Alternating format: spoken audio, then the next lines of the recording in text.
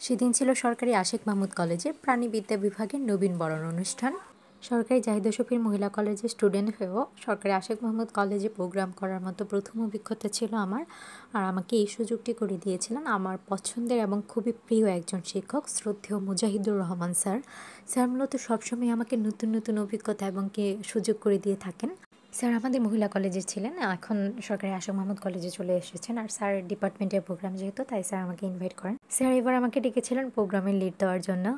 আর আমার কাছে এটা একটা নিউ এক্সপিরিয়েন্স ছিল, কারণ অন্য কলেজে এটাই প্রথম। আমার কলেজে বহুবার এই অভিজ্ঞতা অর্জন হয়েছে, তাই একটু ভয় পাচ্ছিলাম যে কি হবে না হবে। যেহেতু অন্য কলেজ অন্য ডিপার্টমেন্ট, তাই আমি যাওয়ার আগে মৈত্রীকে কল করেছিলাম, আমি তোর কলেজে যাচ্ছি, আমাকে একটু সময় দিস। মৈত্রী এসে পুরোটা টাইম আমার সাথে ছিল। আর অনেক দিন পরে আমাদের দেখা, মৈত্রী প্রথমে এসেই জড়িয়ে ধরেছিল। এখন প্রোগ্রামের কিছু অংশ আপনারা উপভোগ করুন। শব্দ সময়টাকে ধরে স্মৃতির পাতায় শুধু তুমি আমার, কেন আজ এত একা আমি, আলো হয়ে দৌড়ে তুমি, আলো আলো আমি কখনো খুঁজে পাবো না।